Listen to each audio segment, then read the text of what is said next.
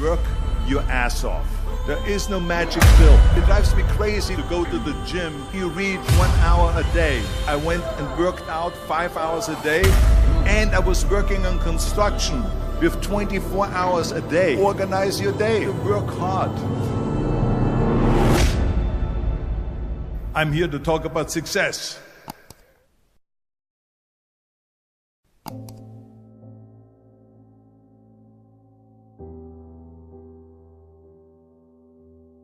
I went to college.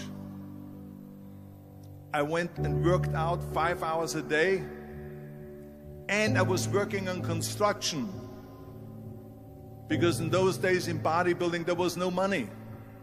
I didn't have the money for food supplements or anything, so I had to go to work. So I worked on construction.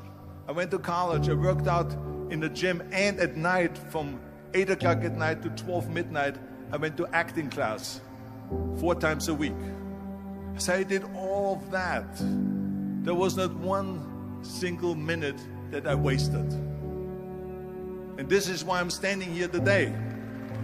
With the age of 20, I went to London and I won the Mr. Universe contest as the youngest Mr. Universe ever. And it was because I had a goal. You see, if you don't have a vision of where you go, and if you don't have a goal where you go, you drift around and you never end up anywhere. 74% hate their job in America.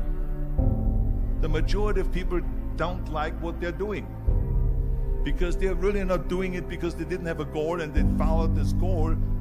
They just aimlessly drift around, and then all of a sudden there's a job opening, so they get that job because you have to work.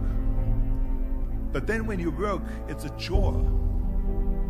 It's work. It's not fun. So if you think about, only a quarter of the people really enjoy what they're doing in life. So people always ask me, when they saw me in the gym in the pumping iron days, they say, why is it that you're working out so hard? 5 hours a day, 6 hours a day, and you have always a smile on your face. The others are working out just as hard as you do, and they look sour in the face. Why is that? And I told people all the time, I said, because to me, I'm shooting for a goal. In front of me is the Mr. Universe title. So every rep that I do gets me closer to accomplishing that goal, to make this goal, this vision, turn into reality. Every single set that I do, every repetition, every weight that I lift will get me a step closer to turn this goal into reality. So I couldn't wait to do another 500-pound squat. I couldn't wait to do another 500-pound bench press. I couldn't wait to do another 2,000 reps of sit-ups. I couldn't wait for the next exercise. So let me tell you something, visualizing your goal and going after it makes it fun. You got to have a purpose. No matter what you do in life, you got to have a purpose. And Muhammad Ali worked his butt off, and I saw it firsthand.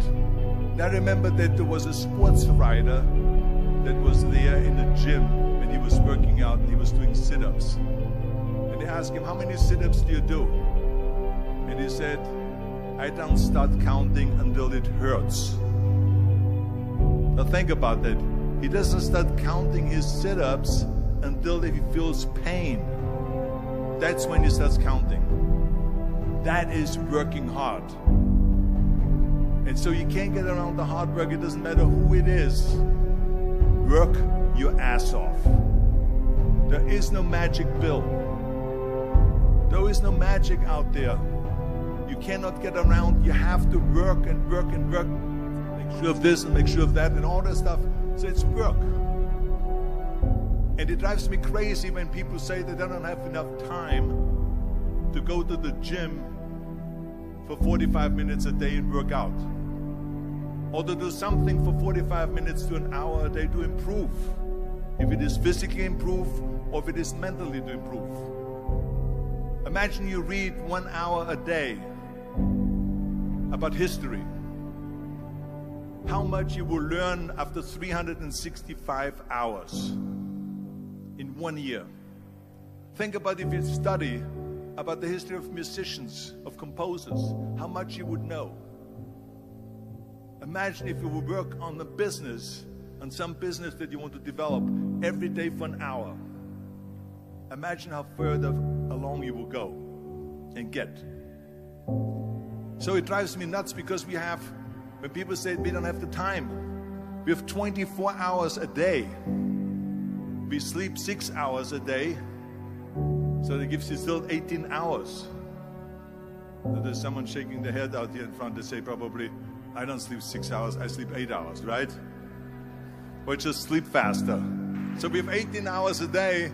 The average person works around 8 to 10 hours. So let's assume it's 10 hours, so we have 8 hours left. Then you travel around an hour a day, maybe 2 hours a day. So now you have still 6 hours left. So what do you do with these 6 hours? What do you do with these 6 hours? Then we eat a little bit, then we schmooze a little bit,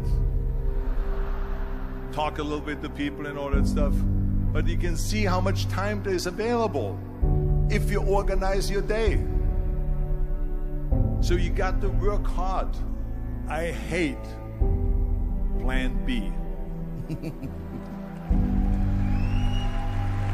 And I tell you why. Because we have so many doubters, as I've said earlier, the no-sayers. We have so many of those people that say no, and you can't do it, that's impossible. That is okay, because we just turn off, as I said earlier, and we listen and we hear the no being a yes. You can't do it, you can do it, and all of that. So that is possible to do that amongst all the negative people around you. But when you start doubting yourself, that's very dangerous. Because now what you're basically saying is that if my plan doesn't work, I have a fallback plan. I have a plan B. And that means that you start thinking about plan B, and every thought that you put into plan B, you're taking away now that thought and that energy from plan A.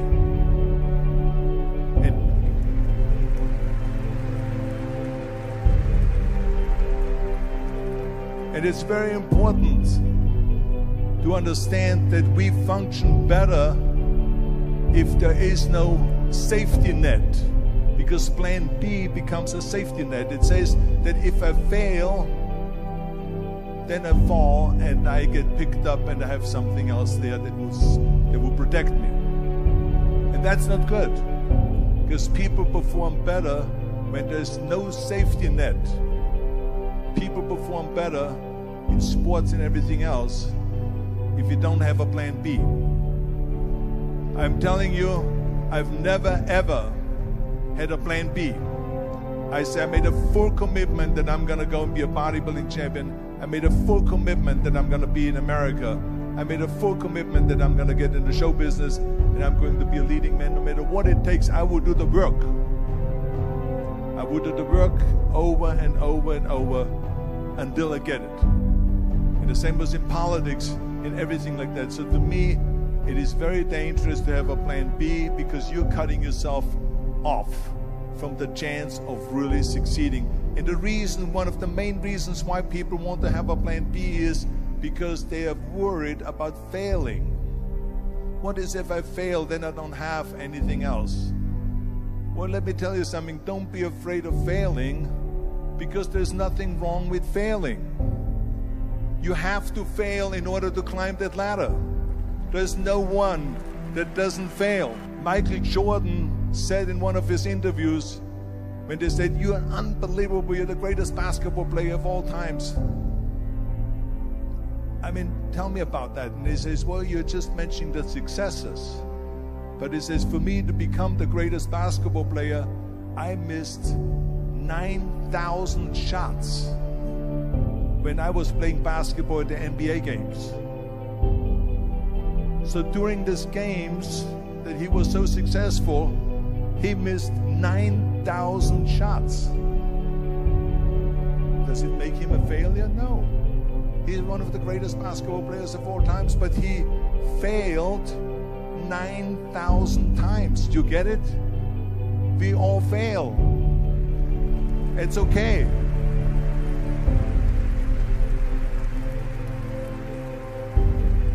What is not okay is that when you fail, you stay down. Whoever stays down is a loser. And winners will fail and get up.